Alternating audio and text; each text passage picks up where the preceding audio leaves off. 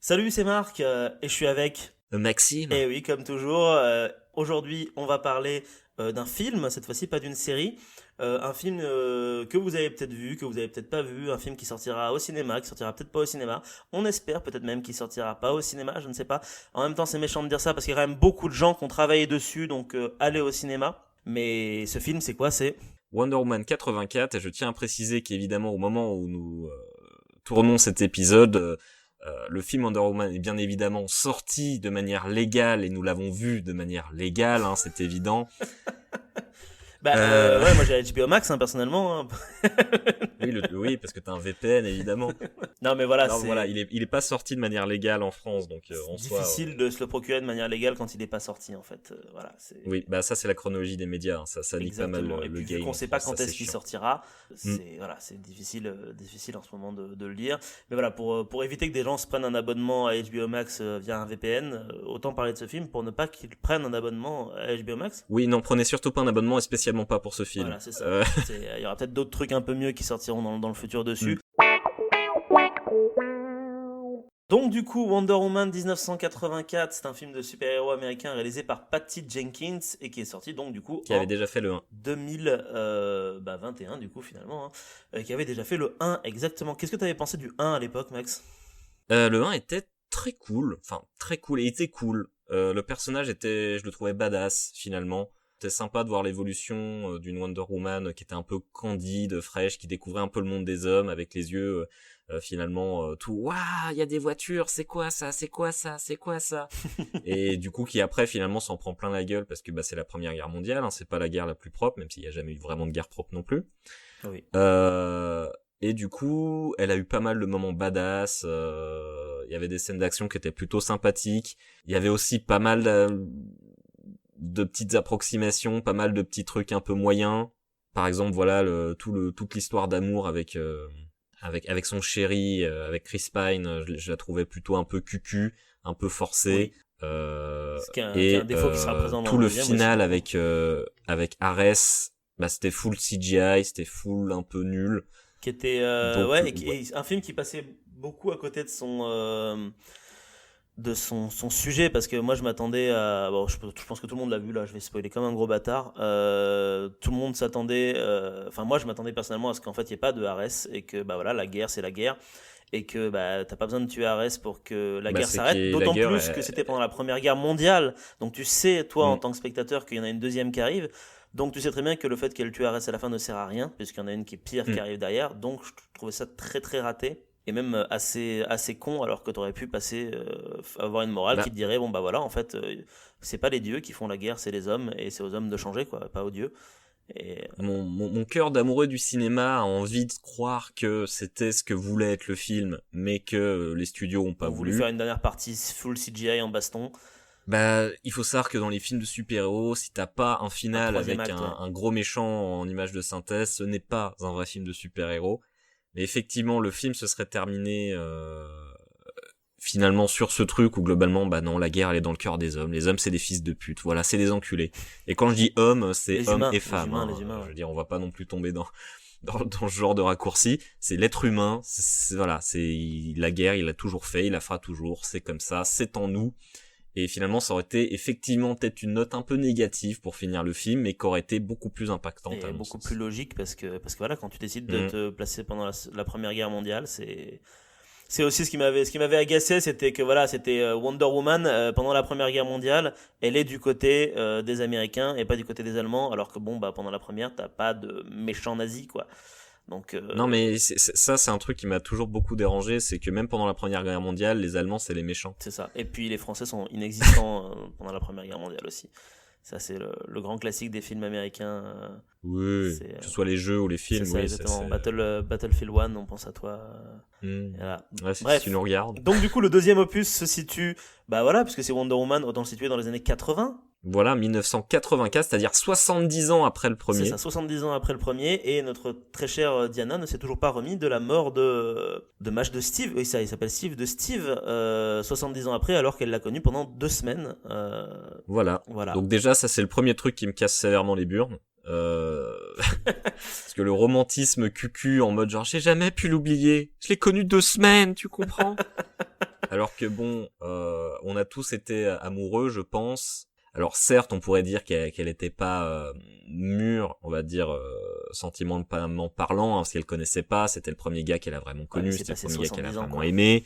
Ok, mais je veux dire, quand t'as 15 ans, ton premier amour, tu t'en remets, allez, grand maximum en quelques mois, hein. Au bout d'un moment, tu rencontres des nouvelles personnes, donc voilà. Enfin, le pire c'est que Diana, elle a une vie, elle travaille, elle rencontre des gens, mais non, elle n'a pas d'amis, elle ne rencontre personne.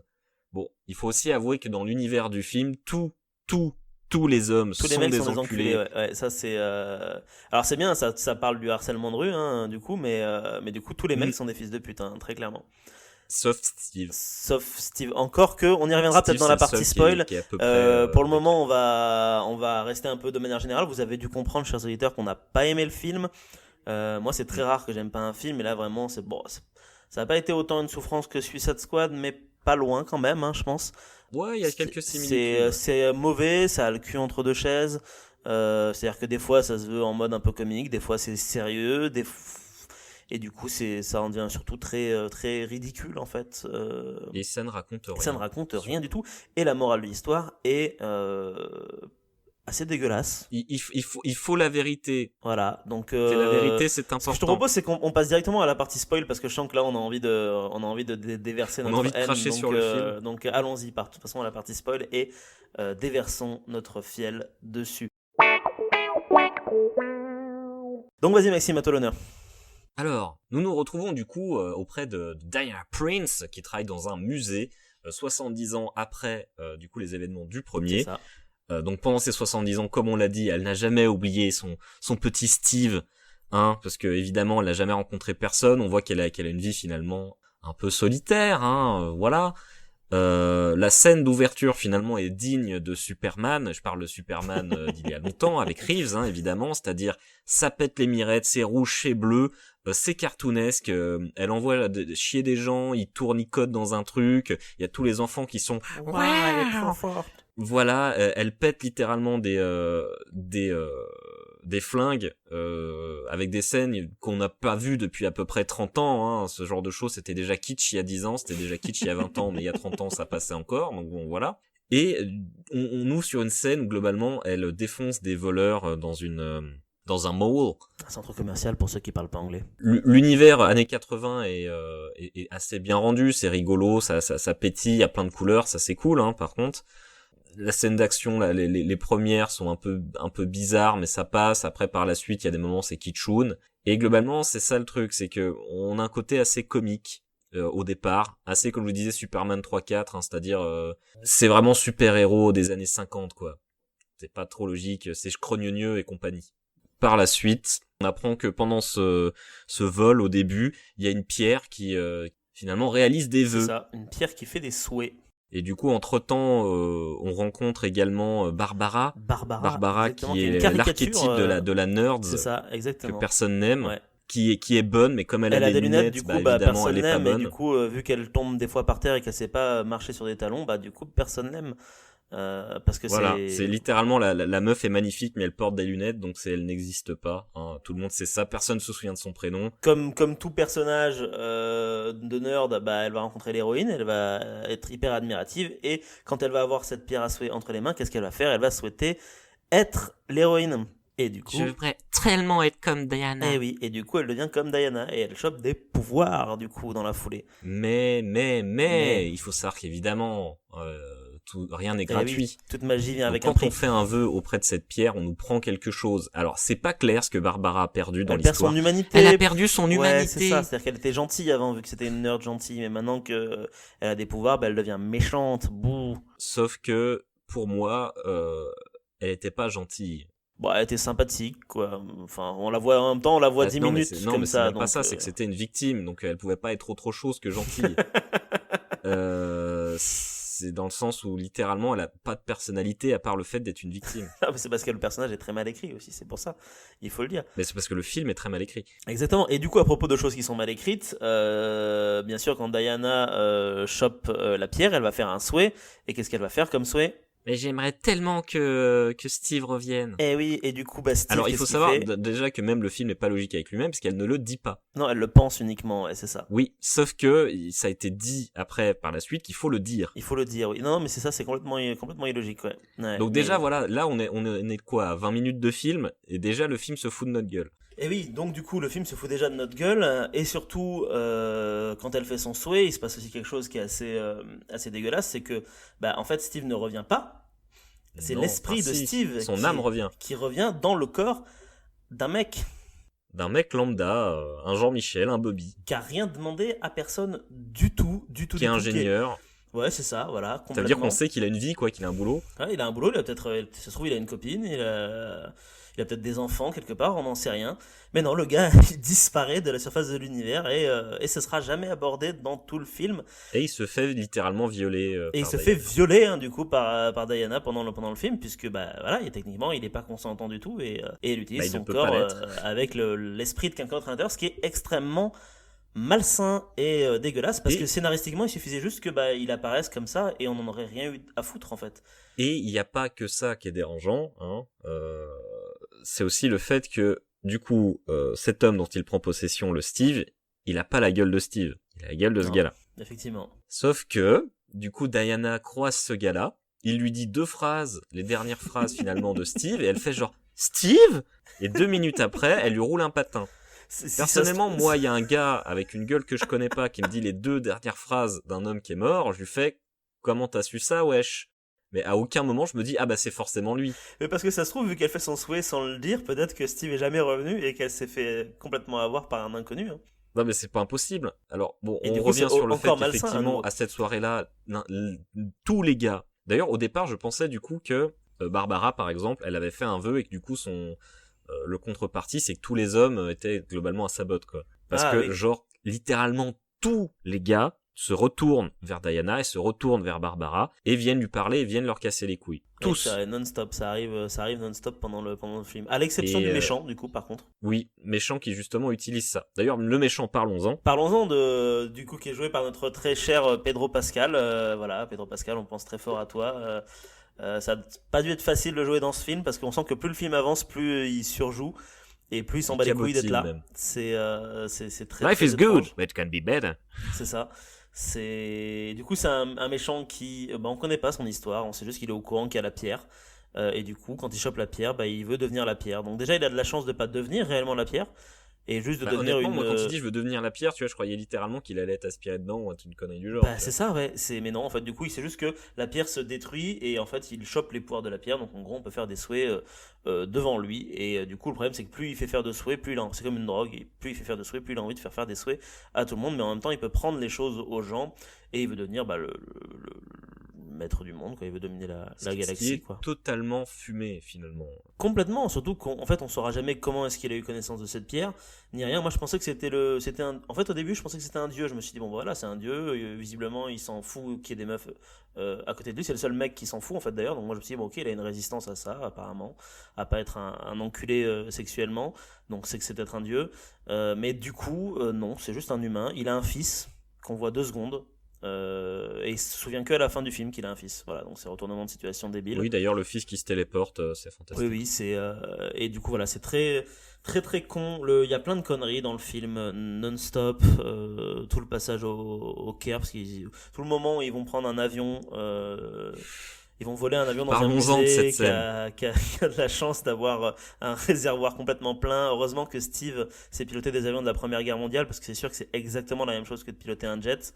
Sachant que heureusement qu'il y a une piste d'atterrissage au musée. Oui, exactement. Et heureusement que les feux d'artifice et ne font heureusement rien sur que les avions. Hein. les gens qui surveillent et qui ont vu littéralement Diana rentrer dans le jet et qui ont vu Diana rentrer en montrant littéralement sa carte du musée avec le gars avec qui elle allait voler l'avion, heureusement qu'ils s'en souviennent pas le lendemain quand ils se disent qu'il y a un avion qui vaut potentiellement des millions de dollars qui s'est fait la malle. Exactement. Non, parce que le pire c'est que tout ça, si jamais à la fin de l'histoire, quand la pierre tout resetait à zéro, Que globalement, c'est comme si rien ne s'était passé. Oui, parce que ça se termine comme ça, du coup, voilà. Non, ça se termine pas comme ça. C'est ça le pire. C'est vrai que c'est oui, que non, genre, c'est que les gens doivent renoncer tout à le leur monde souhait, c'est ça, fait comme si rien ne s'était passé, mais alors que ça s'est passé. Oui, c'est vrai, ouais. Mais Les qu'il y a gens aucune s'en raison souviennent, scénaristiquement. C'est pas genre, justement, c'est pas Diana, genre, elle a fait un souhait comme quoi, ah, j'aimerais que ces 2 derniers jours ne soient pas arrivés, tu vois, ou un truc comme ça. Non.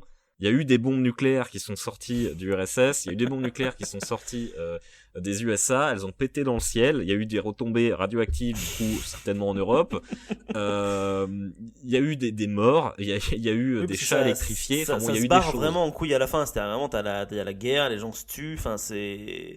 Et la morale de l'histoire, c'est que nous, les humains, on est des méchants consuméristes et qu'on est très égoïstes et qu'on fait des vœux juste pour notre gueule tout le temps. Et qu'en fait, il faut accepter la vérité et on se sentira beaucoup mieux. Ouais, c'est ça. Mais je pense que clairement, au départ, il voulait que le film ait un message, on va dire, un peu anticapitaliste. Ouais, et au départ, le film en avait plus ou moins un, justement, parce que le méchant, il veut toujours plus. C'est son truc à lui. C'est qu'il veut réussir et il veut toujours plus. Et après, ça lui revient dans la gueule. Ok, jusque-là, je comprends. Sauf que non, enfin, au bout d'un moment, genre, ça part tellement en freestyle, tout le monde fait des vœux dans tous les coins. C'est littéralement l'apocalypse, il y a des enfants qui meurent, il y a des enfants qui sont morts. À partir d'un moment, du coup, Pedro Pascal arrive à se linker à un réseau de satellites. Tu sais pas trop comment. Il arrive du coup à toucher tout le monde. Il parle en anglais à la télévision, mais apparemment, même les Chinois, ils arrivent à faire des vœux parce qu'ils comprennent l'anglais. Spécialement en 1984, ça m'étonne un peu. Hein. Je vous rappelle qu'il n'y avait pas Internet.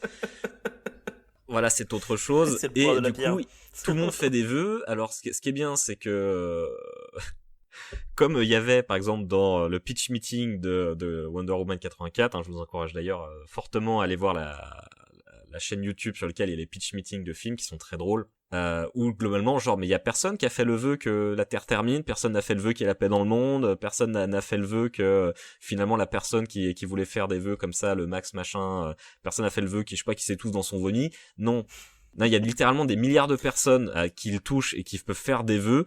Et tout le monde fait des vœux débilos pour sa propre gueule, hein. Personne, je sais pas, souhaite que son fils guérisse, je sais pas, d'un cancer, ou alors ils sont pas montrés à l'écran, et du coup c'est encore plus dramatique, parce qu'à la fin, ils sont obligés de renoncer à leurs vœux. Sachant que globalement, le truc, il dit littéralement que ça se termine, tout ça, parce que du coup, Diana utilise le seau, le lasso, plutôt. Pardon, ouais. Le lasso de la vérité sur Max pour lui faire voir la vérité que globalement oui mais ton fils voilà tu l'aimes, là il est en train de mourir, c'est pas cool, c'est ta faute, et elle parle à tous les gens pour leur dire non mais faut renoncer à votre vœu, et pardon tout le monde le fait. Bah oui, du coup tout le monde le fait, c'est ça. Genre tu vas me dire 5 milliards de personnes. C'est parce que c'est le lasso, en fait c'est le lasso de la vérité qui touche machin, qui touche tout le monde grâce au satellite super puissant américain, donc du coup ils sont tous obligés de renoncer à leur vœu. Ouais, par contre le lendemain, la guerre froide existe toujours, c'est toujours la merde. Il y a toujours la pauvreté, la faim dans le monde. Ouais. Voilà, c'est ok. Ouais. Parlons également d'un combat en CGI dégueulasse. Oui, c'est ça, j'allais y venir pour parler de Cheetah du coup, parce que Barbara, bah... Comment elle dit ça, le Apex Predator, c'est ça? C'est ça, c'est le Apex Predator.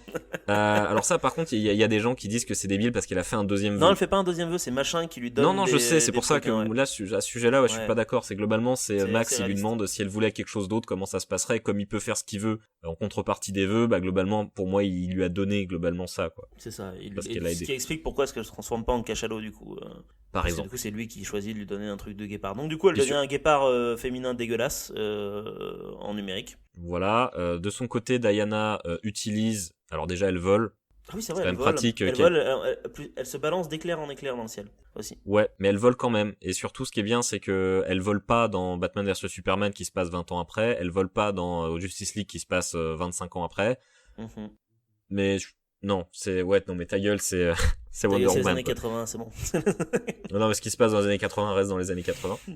Et du coup, on a le droit à un combat en CG dégueulasse, alors qu'elle prend une armure qui est normalement l'armure la plus pétée du monde, qui est censée être totalement powerful du cul. Cheetah met 3 coups de schlass dedans, il disparaît. Et du coup, Diana, qu'est-ce qu'elle fait? Alors déjà, elle essaie même pas de se battre, hein, ce qui veut dire qu'elle la prend même pas au sérieux, la Cheetah, finalement. Hein. Elle les fait plonger en prenant un fil à haute tension. S'électrocute. Elle s'électrocute du coup elle-même et Cheetah, sauf qu'il y a que Cheetah finalement qui voilà, parce que comme c'est un meurt, Pokémon et que finalement il est faible face à l'électricité, du coup bah c'est comme ça que ça marche. Alors que finalement Diana elle est type roche donc elle s'en fout. Non mais ça a aucun sens. Quand J'adore j'ai vu la ça, j'ai maladie. fait mais d'où quoi, d'où. Non, et puis Enfin je sais pas, genre c'est c'est littéralement c'est le tu vois fameux le câble combat dans la électrique. nuit en CGI dégueulasse, quoi, qui dure 10 Mm. minutes, que c'est... Et ouais, le maquillage en CG est dégueulasse. C'est juste qu'ils voulaient qu'il y ait un final avec avec un Cheetah, méchant en image de synthèse. c'est ça. Pour moi, c'est un gâchis. Vraiment un gâchis de pognon, parce qu'il a coûté quand même 200 millions. Puis c'est chiant, c'est cucul la praline, c'est... Il y a rien de... C'est con parce que le premier, à la rigueur, était plutôt chouettos, quoi. Mais alors là, vraiment, il y a rien du tout, quoi. Il y a Bah, rien c'est du surtout, tout, c'est triste de c'est... voir, il gâche une Gal Gadot, quoi. Parce que Gal Gadot, on voit qu'elle aime ce rôle, on voit qu'elle vraiment, elle a envie de faire bien. Mais sauf qu'elle a littéralement, elle doit avoir 4 dialogues dans le film. Oui, elle est très inexistante, en fait, dans son propre film, ce qui est assez dommage. Et finalement, le personnage de Steve, il y a aucune alchimie entre les deux, quoi. Non, et puis ça servait à rien de le faire revenir, en fait, hein. C'est vraiment... Non, Bah non, parce que c'est pour faire des scènes rigolotes. Oh mais regarde, j'ai il une a une banane. banane. Penser à la même scène. C'est complètement con.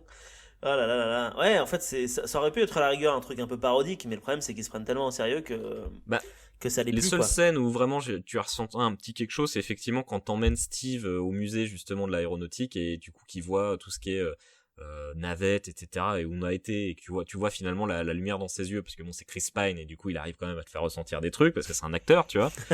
Mais sinon il y a rien quoi. Non, En sinon, plus c'est... elle rend le l'avion invisible. Enfin bon, on a fait tout ça dans le désordre, mais globalement c'est de la merde. Ouais, globalement, c'est assez de la merde. Donc, n'allez pas voir ce film. Vous pouvez Non, commenter n'achetez pas ce notre film. résumé un peu. Ne faites rien avec Ne ce faites film. rien avec ce film. Ne le regardez pas, ne le téléchargez même pas, ça ne sert à rien. Non. Non, non, voilà, c'est ça. Et il y en aura un troisième en plus, du coup, puisque Patty Jenkins a Mm. signé, la réalisatrice a signé pour un troisième. Donc, après, est-ce que c'est elle qui a vraiment écrit le scénario ou pas? J'en sais rien. Est-ce qu'il faut s'inquiéter pour Star Wars Rogue Squadron qu'elle va réaliser en 2023? Je ne sais pas, peut-être, je n'en sais rien. Bah après, je veux dire, ça change pas grand-chose. Hein. Je veux dire, elle va être capable du meilleur comme du pire, hein, comme tout à chacun. Hein. Oui, c'est ça, exactement. Donc bon, à voir. Mais en tout cas, ce film-là était vraiment pas ouf, quoi. Voilà. Non, c'était mal écrit. Même les effets spéciaux sont pas Même ouf. les effets La spéciaux mise sont en scène est dégueulasses. Ouais. quelconque. Il y a beaucoup trop de choses qui ont pas de sens. C'est incohérent. L'histoire d'amour rajoutée à la truelle et en plus de ça, qui pose plein de questions morales et éthiques qui sont absolument pas Ils sont un peu dégueulasses, quoi. questionnées. C'est totalement dégueulasse. Ouais. Les méchants sont caricaturaux as fuck. C'est pitoyable, vraiment c'est pitoyable. C'est triste de faire un truc comme ça Mm.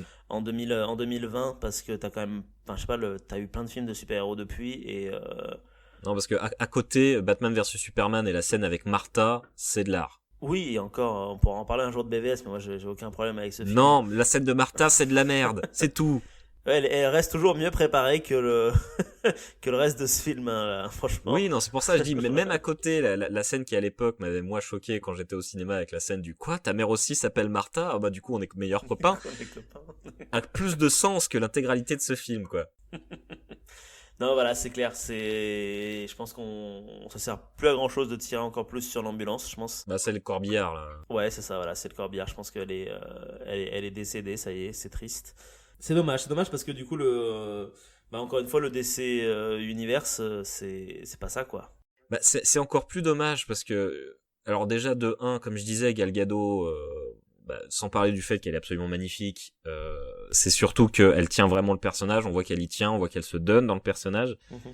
Ça se voit que pour elle c'est un personnage qui est un peu important, tu vois. En plus de ça, c'est une icône qui pourrait être enfin qui est féministe en soi parce que c'est vraiment une femme forte littéralement.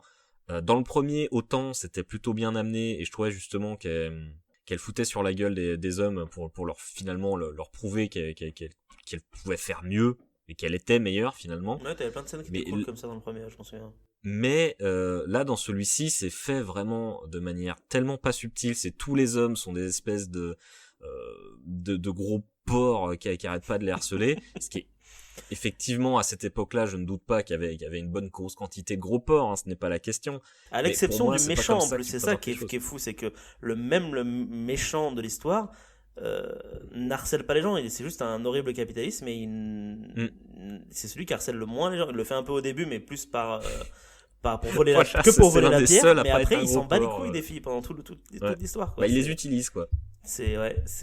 Mais du coup, on en est là, et du coup, je dis c'est dommage parce que une super-héroïne comme ça, tu peux raconter beaucoup de choses, surtout par rapport à notre époque actuelle. Tu pourrais faire passer beaucoup de messages, sachant que pour moi, un film de comics, c'est un peu du coup destiné à la jeunesse, donc du coup, tu pourrais faire passer pas mal de messages de manière subtile pour le girl empowerment, hein, comme on pourrait dire. Mhm. Et là, c'est tellement pas fait bien, c'est tellement pas fait avec subtilité que finalement, le message est perdu au milieu d'un espèce de fouillis, d'un capharnaüm qui n'a aucun sens et qui ne raconte rien. Ouais, qui est très mal écrit. Mm. Voilà. Bah, ce sera le mot de la fin, Maxime. Merci à toi de nous avoir partagé ton petit point de vue. Puis on se retrouve, Oh, mais je t'en prie, hein, toujours un plaisir de cracher sur un film. on se retrouve très bientôt pour parler d'autres films ou d'autres séries. Je pense que dans le futur, on parlera de WandaVision qui a commencé à être diffusée. J'ai pas regardé encore. Ouais, mais d'ici un mois, ça devrait être fini vu que c'est une mini-série, je pense. Et puis on se retrouvera sûr à 100% pour parler de la saison 5 de The Expanse. Mais tout à fait, voilà, avec parce un que énorme je sais qu'il y plaisir. aura beaucoup de choses à en dire. Oui, surtout sur un personnage que j'adore. Voilà, t'es un fan d'un certain personnage. Voilà, on n'en dit pas plus. Je- Vous irez regarder l'épisode en question quand il sera sorti. Allez, on tease. Voilà, c'est beau.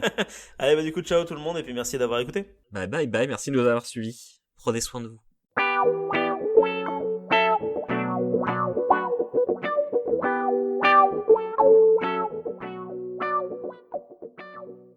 Du coup, maintenant, ce que je te propose, on a fait 30 minutes sur Lupin, on peut se faire un petit peu plus sur un autre film qui est, je te laisse en parler, peut-être. Wonder Woman 84. Wonder Woman 84, exactement. Alors après, est-ce qu'on ferait pas justement un truc de 30 minutes et un autre truc de 30 minutes pour Wonder Woman? Ça serait pas plus- Si. Moi, je pensais, après, je pensais cutter et faire semblant d'avoir 2 épisodes. Mais après, si tu veux, on peut refaire Ouais, une mais du coup, mais il introduction. faudrait pas faire une Eh ben, introduction. on refait une autre introduction alors, c'est parti. Eh ben, à nous. C'est nul.